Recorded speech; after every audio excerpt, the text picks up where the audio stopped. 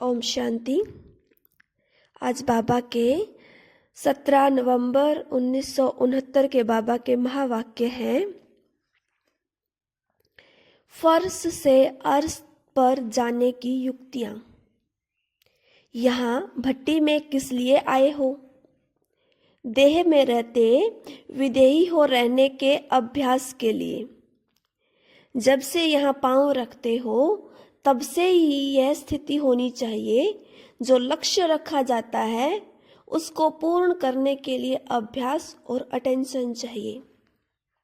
बाप दादा हर एक को नई बात के लिए ही बुलाते हैं। अधर कुमारों को विशेष इसलिए बुलाया है। पहले तो अपना जो गृहस्थ व्यवहार बनाया है उसमें जो उल्टी सीढ़ी चढ़ी है उस उल्टी सीढ़ी से नीचे उतारने के लिए बुलाया है, और उल्टी सीढ़ी से उतार कर फिर किस में चढ़ना है? अर्श से फर्श पर, फिर फर्श से अर्श पर। उल्टी सीढ़ी का कुछ न कुछ जो ज्ञान रहता है उस ज्ञान से अज्ञानी बनाने के लिए, और जो सत्य ज्ञान है उसकी पहचान देकर ज्ञान स्वरूप बनाने के लिए बुलाया है। पहले उतारना है फिर चढ़ाना है। जब तक पूरे उतरे नहीं तो चढ़ भी नहीं सकते। सभी बातों में अपने को उतारने के लिए तैयार हो। कितनी बड़ी सीढ़ी से उतारना है? उल्टी सीढ़ी कितनी लंबी है? अभी तक जो पुरुषार्थ किया है उसमें समझते हो कि पूरी ही सीढ़ी उतरे हैं, कि अभी तक उतर ही रहे हो। पूरी उतर जाएंगे तो फिर चढ़ने में देरी नहीं लगेगी, लेकिन उतरते उतरते कहाँ न कहाँ ठहर जाते हो। तो अब समझा किस लक्ष्य से बुलाया है। 63 जन्मों में जो कुछ उल्टी सीढ़ी चढ़े हो वे पूरी ही उतरनी पड़े। फिर चढ़ना भी है।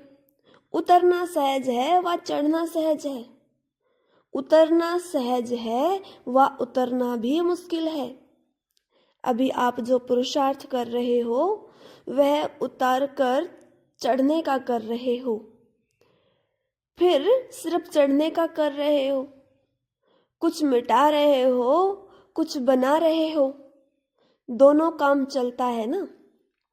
आपको मालूम है लास्ट पौड़ी यानी सीढ़ी कौन सी उतरनी है? इस देह के भान को छोड़ना है। जैसे कोई शरीर के वस्त्र उतारते हो तो कितना सहज उतारते हो, वैसे ही यह शरीर रूपी वस्त्र भी सहज उतार सको और सहज ही समय पर धारण कर सको। सबको यह अभ्यास पूर्ण रीति से सीखना है। लेकिन कोई कोई का यह देह अभिमान क्यों नहीं टूटता? यह देह का चोला क्यों सहज नहीं उतरता है? किसका वस्त्र तंग टाइट होता है तो उतार नहीं सकते। यह भी ऐसे ही है।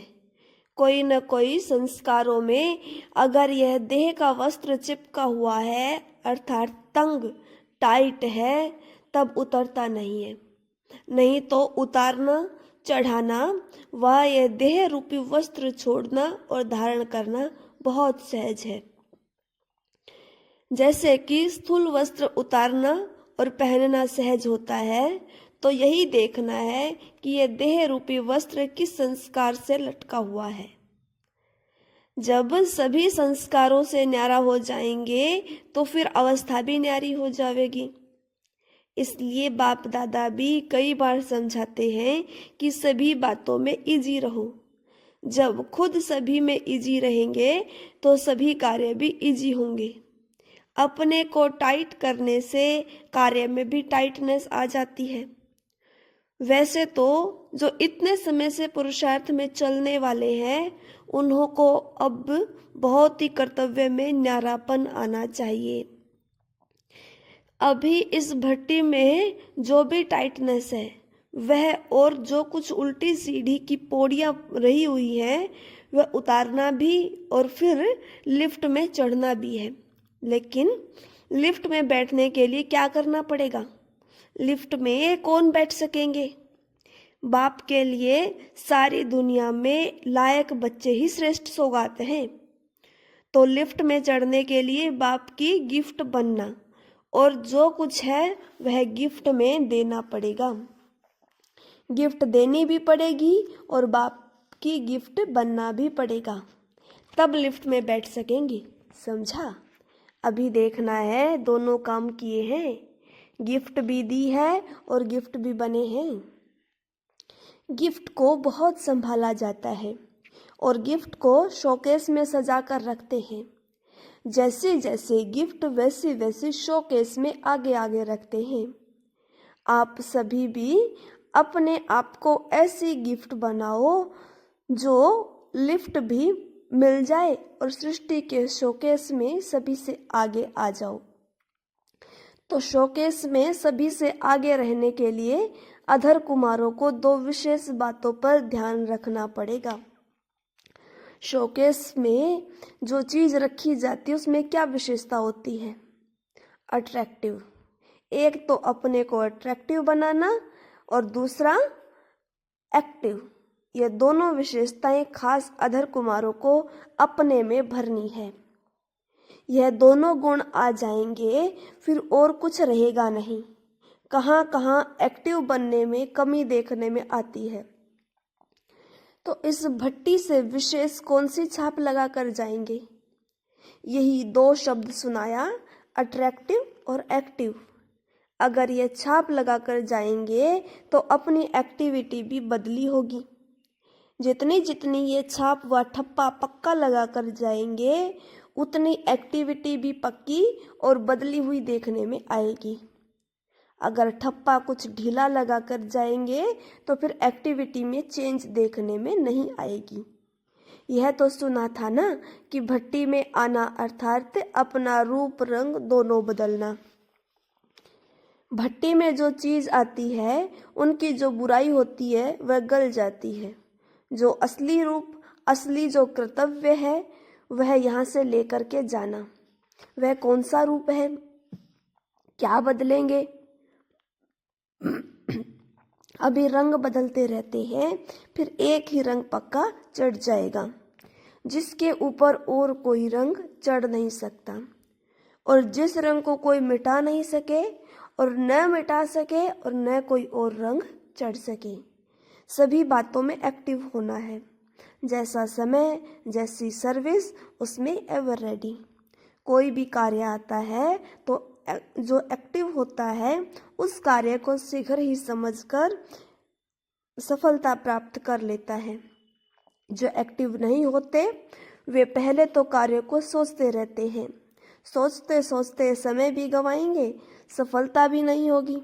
एक्टिव अर्थात एवर रेडी और हर कार्य को परख भी लेगा, उसमें जुट भी जाएगा और सफलता भी पालेगा। तीनों बातें उसमें होंगी। अर्थात जिसमें भारीपन होता है उनको एक्टिव नहीं कहा जाता। पुरुषार्थ में भारी, अपने संस्कारों में भारी, उनको एक्टिव नहीं कहा जाएगा। एक्टिव जो होगा वह एवर रेडी और इजी रहेगा। खुद इजी बनने से सब कार्य भी इजी, पुरुषार्थ भी इजी हो जाएगा। खुद इजी नहीं बनते तो पुरुषार्थ और सर्विस दोनों इजी नहीं होते, मुश्किलातों का सामना करना पड़ता है। सर्विस मुश्किल नहीं, लेकिन अपने संस्कार, अपनी कमजोरियां मुश्किल के रूप में देखने में आती हैं। पुरुषार्थ भी मुश्किल नहीं, अपनी कमजोरियां मुश्किल बना देती हैं। नहीं तो कोई को सहज, कोई को मुश्किल क्यों भासता? अगर मुश्किल ही है तो सभी को सभी बातें मुश्किल हों, लेकिन वही बात कोई को मुश्किल, कोई को सहज क्यों? अपनी ही कमजोरियां मुश्किलात के रूप में आती हैं। इसलिए यह दो बातें धारण करनी है। अट्रैक्टिव भी तब बन सकेंगे जब पहले अपने में विशेषताएं होंगी। आकर्षित बनने के लिए हर्षित रहना पड़ेगा। हर्षित का अर्थ ही है अतीन्द्रिय सुख में झूमना, ज्ञान को सुमरण करके हर्षित होना, अव्यक्त स्थिति का अनुभव करते अतीन्द्रिय सुख में झूमना, इसको कहा जाता हर्षित। हर्षित भी मन से और तन से, दोनों से होना है। ऐसा जो हर्षित होता है वही आकर्षित बनता है। प्रकृति और माया दोनों के अधीन न होकर दोनों को अधीन करना चाहिए। अधीन हो जाने के कारण अपना अधिकार खो देते हैं। तो अधीन नहीं होना है, अधीन करना, तब अपना अधिकार प्राप्त करेंगे। और जितना अधिकार प्राप्त करेंगे उतना प्रकृति और लोगों द्वारा सत्कार होगा। तो सत्कार कराने के लिए क्या करना पड़ेगा? अधीनपना छोड़कर अपना अधिकार रखो। अधिकार रखने से अधिकारी बनेंगे, लेकिन अधिकार छोड़ करके अधीन बन जाते हो, छोटी छोटी बातों के अधीन बन जाते हो, अपनी ही रचना के अधीन बन जाते हो। लौकिक बच्चे तो भले हैं, लेकिन अपनी ही रचना अर्थात संकल्पों के अधीन हो जाते हैं। जैसे लौकिक रचना से अधीन बनते हो, वैसे ही अब भी अपनी रचना संकल्पों के भी अधीन बन जाते हो। अपनी रचना कर्मेंद्रियों के भी अधीन बन जाते हो। अधीन बनने से ही अपना जन्म सिद्ध अधिकार खो देते हो। तो बच्चे बने और अधिकार हुआ, सर्वदा सुख, शांति और पवित्रता का जन्म सिद्ध अधिकार कहते हो ना। अपने आप से पूछो कि बच्चा बना और पवित्रता, सुख, शांति का अधिकार प्राप्त किया?